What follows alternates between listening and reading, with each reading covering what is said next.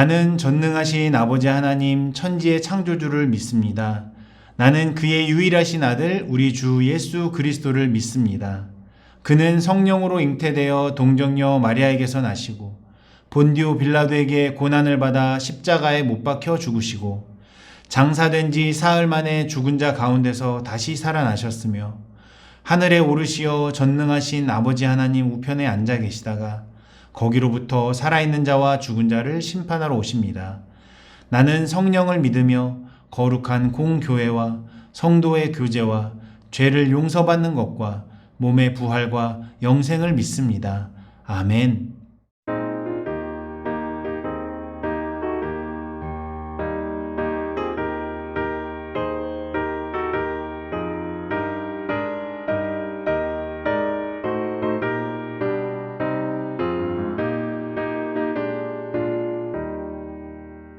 옳은 길 따르라 의의 길을 세계 만민을 찾는 길 이 길 따라서 살기를 온 세계에 전하세 만 백성이 나갈 길 어둠 밤지나 모둠 든다 환한 빛 보아라 저기 주 예수의 나라 이 땅에 곧 오겠네 오겠네 주 예수 따르라 승리의 주 세계 만민이 나갈 길과 진리요 참 생명 내 창검을 부수고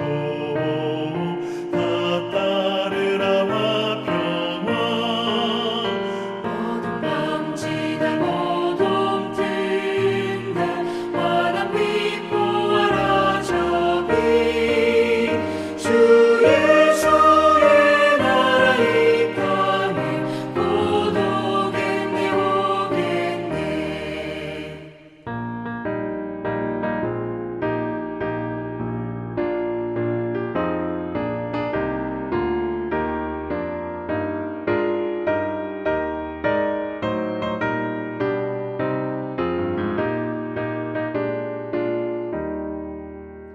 놀라운 이 소식 알리어라 세계 만민을 구하려 내 주 예수를 보내신 참 사랑의 하나님 만 백성이 따를 길 어둠 밤지나 모둠 든다 환한 빛 보아라 저기 주 예수의 나라 이 땅에 곧 오겠네 오겠네 고난 길에 치고 찾아온 길 많은 백성을 구한 길 모두 나와서 믿으면 온 세상이 마침내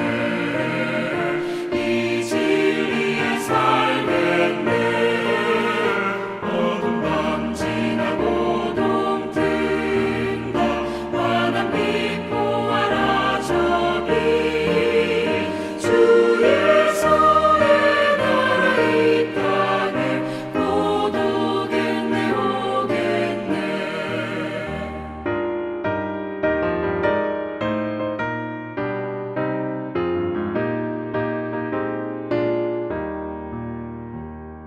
할렐루야. 오늘 이 아침 우리에게 주신 하나님의 말씀은 열왕기 하 17장 19절에서 23절까지 말씀입니다. 17장 19절, 23절 함께 읽겠습니다. 유다도 그들의 하나님 여호와의 명령을 지키지 아니하고 이스라엘 사람들이 만든 관습을 행하였으므로 여호와께서 이스라엘의 온 족속을 버리사 괴롭게 하시며 노략군의 손에 넘기시고 마침내 그의 앞에서 쫓아내시니라. 이스라엘을 다윗의 집에서 찢어 나누심에 그들이 느밧의 아들 여로보암을 왕으로 삼았더니 여로보암이 이스라엘을 몰아 여호와를 떠나고 큰 죄를 범하게 하매 이스라엘 자손이 여로보암이 행한 모든 죄를 따라 행하여 거기서 떠나지 아니하므로 여호와께서 그의 종 모든 선지자를 통하여 하신 말씀대로 드디어 이스라엘을 그 앞에서 내쫓으신지라. 이스라엘이 고향에서 아수르에 사로잡혀 가서 오늘까지 이르렀더라. 아멘. 우리 주님의 말씀입니다. 자, 오늘은 북이스라엘의 멸망이라는 제목으로 함께 은혜를 나누려고 합니다. 남유다만의 역사를 기록한 그 역대기 상하와 달리 이 열왕기서는 남쪽, 북쪽, 즉 솔로몬 이후에 두 개로 갈라진 나라의 모든 나라의 왕들, 두 나라의 모든 왕들 이야기를 분량의 차이는 있지만 전부 다 다룬다고 말씀을 드렸습니다.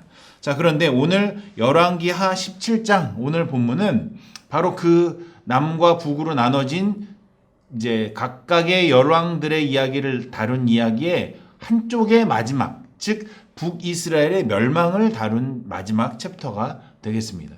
다시 말해서 열왕기하가 25장까지 있는데 이 17장까지는 남쪽 하나, 북쪽 하나, 아니면 남쪽 둘, 북쪽 둘 이렇게 계속 번갈아 가면서 소개를 하다가 이제 열왕기하 17장 이후로는 이제 나머지 8장은 남쪽 유다의 왕들의 이야기만 나온다는 얘기죠.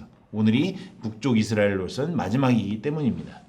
자, 사울과 다윗으로 이어진, 그래서 이제 솔로몬까지 이 통일 왕국 이스라엘이 솔로몬의 아들인 르호보암 때에 여로보암이라는 왕으로 인해서 두 개로 나라가 분열되죠. 여러분 잘 아시는 것일 텐데요. 이 두 개로 나눠졌을 때 이 북쪽 이스라엘은 여로보암이 이제 북쪽의 10지파를 모으는데 이제 소위 말해서 요셉의 계통을 잇는 에브라임 지파가 주된 지파가 돼서 10지파가 하나가 됐습니다. 그래서 이스라엘이라 불렀는데요. 우리가 통일왕국 시절에 이스라엘과 혼돈을 피하기 위해서 이 북쪽으로 나눠졌을 때는 우리가 흔히 북자를 붙여서 북이스라엘 이렇게 부릅니다. 물론 이제 그 사람들은 우리가 뭐 북이스라엘이냐 그냥 이스라엘이다 이렇게 하겠지만 우리가 이제 혼돈을 피하기 위해서 통일된 왕국은 그냥 이스라엘. 좀 이제 나눠진 후에는 북이스라엘이라고 흔히 부르고 이 남쪽은 이제 다윗과 솔로몬의 정통을 잇는 르호보암 왕조, 즉 이 유다 민족이 워낙 컸기 때문에 유다 민족 하나와 아주 작은 그 옆에 있었던 베냐민 지파가 붙어서 이 두 지파를 통칭하여 그냥 흔히 남유다라고 이제 부른다는 것이죠. 그러니까 북이스라엘과 남유다. 이렇게 어떻게 보면 아브라함과 이삭과 야곱으로 이어져 내려온 한 민족이면서 이 두 개의 나라로 나눠지게 된, 어떻게 보면 우리나라와도 좀 비슷하다고 할 수가 있겠죠. 이 두 나라가 이제 분열된 이후에 서로 견제도 하고 심지어 전쟁도 하고 서로 죽이기도 하고 어느 때는 또 사이좋게 지낼 때도 있었다는 것입니다. 예를 들면 뭐 북이스라엘의 아합 왕과 남유다의 여호사밧 시대에 아주 이렇게 사이좋게 지냈던 때도 있습니다. 아무튼 이 북이스라엘이 처음부터 이 여로보암이라는 어떻게 보면 반역자, 어떻게 보면 행악자의 뒤를 쫓아서 그 여로보암의 뒤를 이어서 한 명도 예외 없이 19명의 왕들이 오늘 이제 17장에서 이제 모든 나라가 망하는데 이 19명의 왕들이 다 하나님 앞에서 범죄하고 다 우상 숭배를 하고 결국은 그 죄의 결과로 망하게 됐다는 것입니다. 그 이야기가 간략히 요약되어 나온 것이 오늘 우리가 읽은 본문 21절에서 23절인데요. 21절에 보니까 이스라엘을 다윗의 집에서 찢어 나누심에 그들이 느밧의 아들 여로보암을 왕으로 삼았더니 여로보암이 이스라엘을 몰아 여호와를 떠나고 큰 죄를 범하게 하매 이스라엘 자손이 여로보암이 행한 모든 죄를 따라 행하여 거기서 떠나지 아니하므로 여호와께서 그의 종 모든 선지자를 통하여 하신 말씀대로 드디어 이스라엘을 그 앞에서 내쫓으신지라. 이스라엘이 고향에서 아수르에 사로잡혀 가서 오늘까지 이르렀더라. 그러니까 모든 선지자들을 통하여 계속 회개 메시지를 주셨지만 그 회개를 하지 않았던 이스라엘이 결국은 하나님 앞에서 내쫓겨서 고향을 떠나 아수르로 사로잡혀 끌려갔다라는 얘기합니다. 그야말로 나라가 이제 풍비박산 났다는 이야기죠. 근데 성경은 이 모든 재앙의 시작이 바로 여로보암, 첫 번째 왕이었던 여로보암의 죄로 시작된 것이라고 말을 하고 있다는 것입니다. 이미 분열 왕국의 원흉이자 어떻게 보면 초대 이스라엘, 북이스라엘의 왕이었던 이 여로보암 시절에 그런 조짐이 있었다는 것이죠. 그게 이제 여로보암 이야기를 다룬 열왕기 상, 지금 우리는 열왕기 하를 보고 있고요. 열왕기 상 14장 16절에 이렇게 나와 있습니다. 여호와께서 여로보암의 죄로 말미암아 이스라엘을 버리시니, 이미 이제 나라가 시작했는데 이미 그때 버리신 거예요. 이는 그도 범죄하고 이스라엘로 범죄하게 하였음이니라 하니라. 그러니까 이미 여로보암 때부터 하나님께서 버리시고 그들에게 경고하시고, 그 여로보암이 자기뿐 아니라 자기 모든 백성을, 나라를 범죄하게 했다는 것을 경고를 주셨다는 것이죠. 그런데 북이스라엘이 하나님의 경고를 받고 그 메시지를 전하는 선지자들을 그냥 내버려 뒀냐? 그렇지 않다는 것이죠. 애써 무시하고, 심지어는 그 선지자들 핍박하고 죽이기도 하고, 결국은 오늘의 본문처럼 멸망하게 되었다는 것입니다. 물론 그렇다고 남유다는 뭐 잘했냐, 남유다는 잘해서 안 망하고 더 오래 살아남았냐, 꼭 그렇지도 않습니다. 역사적으로 이제 기원전 이제 BC 722년에 이제 아시리아가 북이스라엘을 침공해서 3년 동안 사마리아 성을 포위해서 결국은 북이스라엘이 망하게 되죠. 그 이후로 이 남유다는 약 136년 정도 버티긴 합니다. 뭐 학자들마다 추산이 조금 다르긴 합니다만, 어쨌든 BC 586년에 이 북이스라엘은 아시리아라는 나라가 이 북이스라엘 사마리아를 점령해서 나라가 이제 망가졌고, 그래서 그 사람들을 뭐 아수르를 끌고 가고 뭐 이런 일들이 있었고, 그 아시리아가 또 다른 제국에 의해서 망했는데, 그 제국이 우리가 잘 아는 바빌론, 신바빌론이라고 하죠. 이 신바빌론이 아시리아를 물리치고 나서 이제 북이스라엘도 다시 자연스럽게 흡수가 됐겠죠. 그 이후에 이 남유다를 또 쳐들어와서 한 130년 후에 이 남유다가 이 아시리아가 아닌 바빌론으로부터 망하게 된다는 것입니다.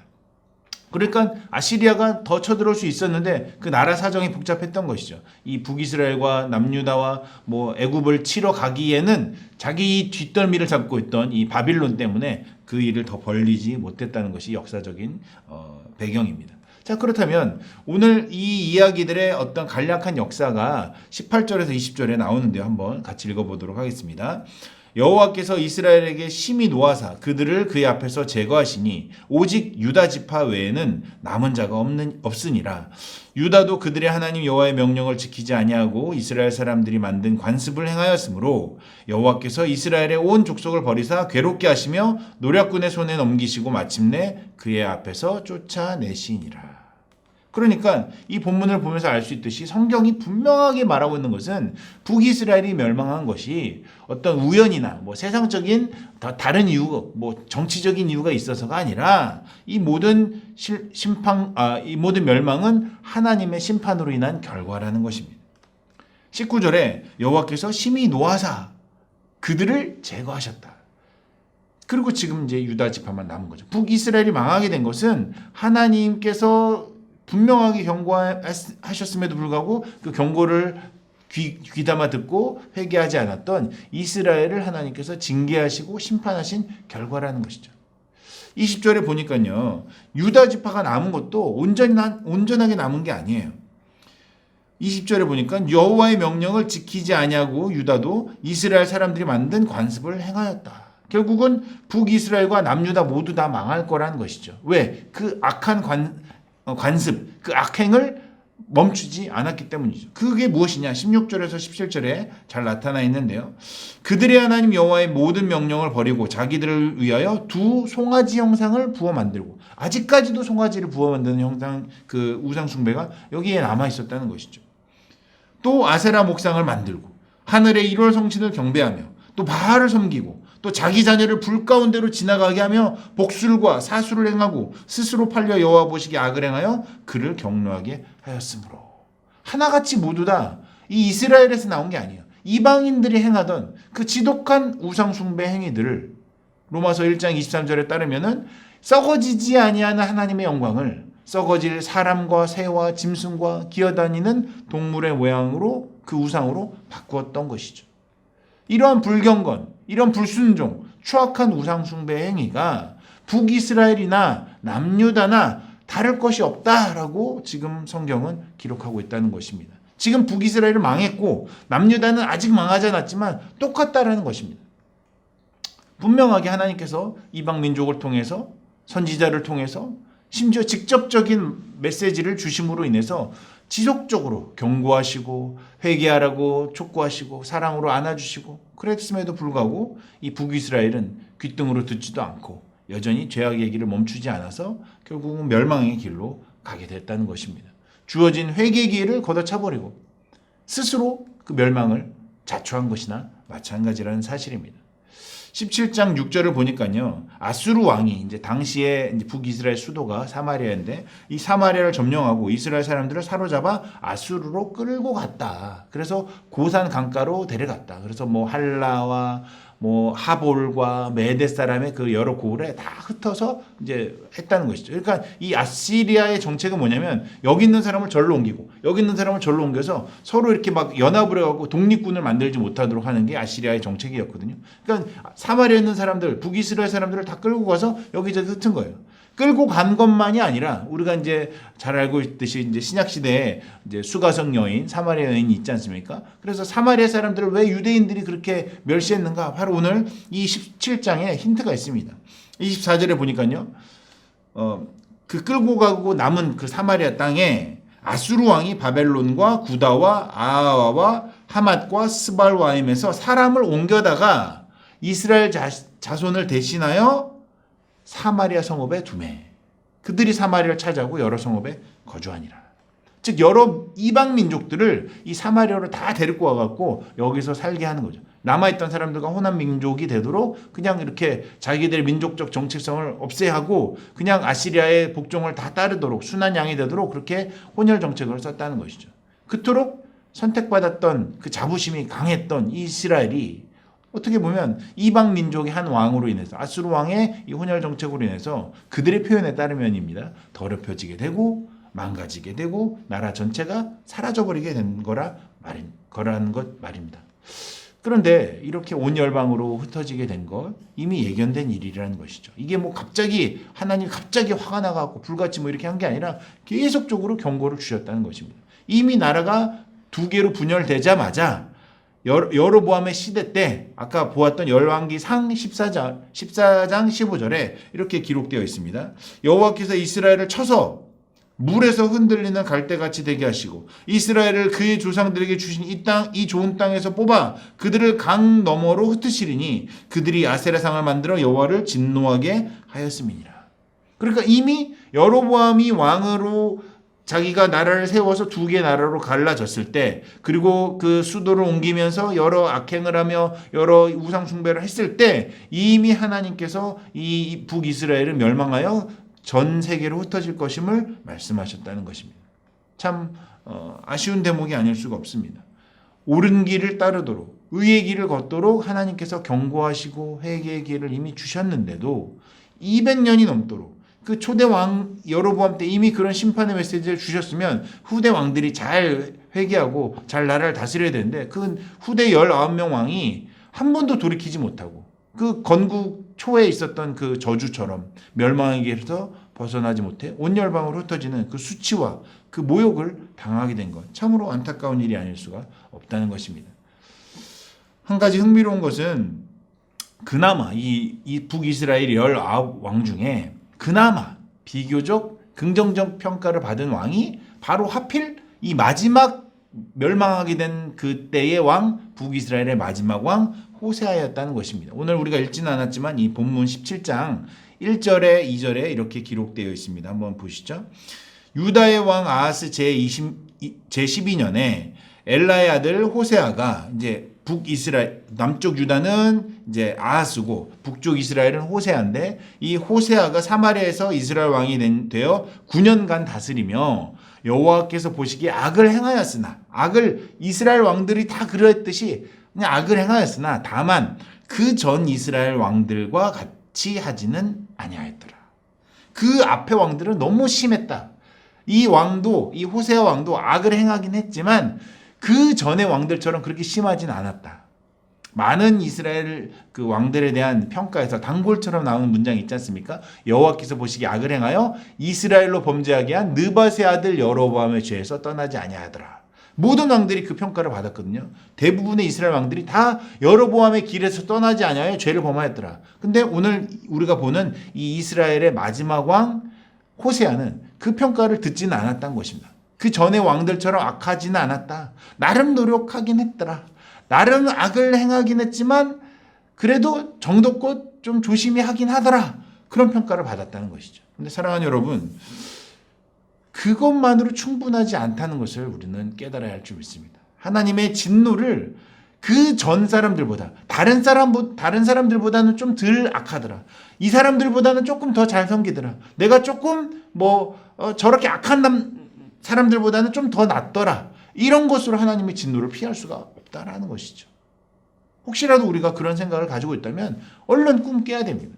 우리는 이스라엘 멸망의 역사를 보면서 남들보다 조금 낫더라. 그 전에 그 아버지의 왕들처럼 그 열왕에 했던 여로보암의 그 왕들처럼 악을 행하지는 않았더라는 평가를 받았다고 자족하면서 거기서 멈추면 안 된다는 것입니다. 반드시 회개의 길을 주실 때, 정결과 은혜의 자리로 나오라고 분명한 메시지를 주실 때 오래 참으시며 자비와 긍휼을 베푸시는 그 주님 앞에 겸손히 나아가야 한다는 것이죠. 로마서 2장 4절에서 5절에 엄중한 경고의 말씀을 우리는 마음 깊이 새겨야 할 것입니다. 혹 내가 하나님의 인자하심이 너를 인도하여 회개하게 하심을 알지 못하여 그의 인자하심과 용납하심과 길이 참으심이 풍성함을 멸시하느냐. 하나님이 자꾸 참으신다고 너네가 그거를 멸시하고 그냥 아무 일 없는 것처럼 그렇게 계속 살아가느냐. 다만 너의 구직과 회개하지 아니한 마음을 따라 진노의 날 곧 하나님의 의로우신 심판이 나타나는 그날에 임할 진노를 내게 쌓는도다. 하나님이 자꾸 참으시고 품어주시고 하나님의 그 용납하심과 인자하심이 있으면 우리의 진노가 그만큼 쌓이는 것임을 너네는 왜 알지 못하느냐. 분명하게 엄중하게 경고하신다는 사실이죠. 사랑하는 여러분, 말씀을 마무리하겠습니다. 이스라엘이 망했습니다. 오늘 우리가 불렀던 찬송가 516장 가사가 이렇죠. 옳은 길 따르라 의의 길을, 세계 만민의 의의 길, 이 길 따라서 살 길을 온 세계에 전하세. 만백성이 나갈 길, 어두운 밤 지나서 동튼다. 환한 빛 보아라 저 빛, 주 예수의 나라 이 땅에 곧 오겠네. 파라오키는 이스라엘의 멸망을 바라보면서 그저 주저앉아서 슬퍼하고 망했다 이렇게 한탄만 할 것이 아니라 아무런 행동의 변화 없이 그저 울기만 하는 것이 아니라, 또는 마치 남쪽 유다가 자기 형제 북이스라엘이 망하는 것을 바라보며 우리는 그런 비극을 당하지 않을 거다. 우리는 저 정도로 악을 행하지 않았다라고 안일한 태도로 여전히 우상숭배, 여전히 하나님 앞에 불의를 그치지 않았던, 그 무정하며 완악했던 그 나라들이 아니라 바로 오늘 이스라엘의 이 교훈을 반면 교사 삼아 우리에게 주신 그 하나님의 말씀, 대표적으로 에스겔 18장 21절, 그러나 악인이 만일 그가 행한 모든 죄에서 돌이켜 떠나 내 모든 율례를 지키고 정의와 공의를 행하면 반드시 살고 죽지 아니할 것이라. 이 말씀을, 이 회개와 이 용서의 말씀을 기억하면서 주님 앞에 우리의 죄악을 낱낱이 고하고 돌이켜 하나님을 따르기로 결심하는 그 용기와 믿음의 삶을 살기를, 그래서 은혜로우시며 자비로우시며 노하기를 더디하시며 인자함이 크신 우리 여호와의 인애와 긍휼을 맛보아하는 저와 여러분들이 다 되시기를 주님의 이름으로 축원합니다. 기도하겠습니다.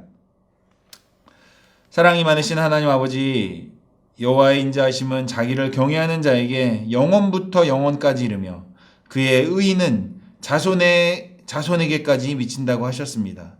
오늘 그 말씀을 통해 우리가 분명하게 깨닫기를 원합니다.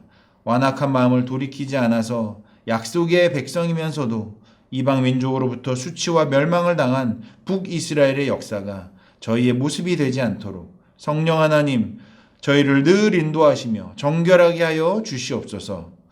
늘 주님 앞에 깨끗하며 정의와 공의를 행하는 그리스도의 삶을 따라 살게 하여 주시옵소서. 이 모든 말씀 우리 믿음의 주여 또한 온전케 하신 이인 예수 그리스도의 이름으로 기도하옵나이다. 아멘. 하늘에 계신 우리 아버지, 아버지의 이름을 거룩하게 하시며 아버지의 나라가 오게 하시며 아버지의 뜻이 하늘에서와 같이 땅에서도 이루어지게 하소서. 오늘 우리에게 일용할 양식을 주시고 우리가 우리에게 잘못한 사람을 용서하여 준 것 같이 우리의 죄를 용서하여 주시고 우리를 시험에 빠지지 않게 하시고 악에서 구하소서. 나라와 권능과 영광이 영원히 아버지의 것입니다. 아멘.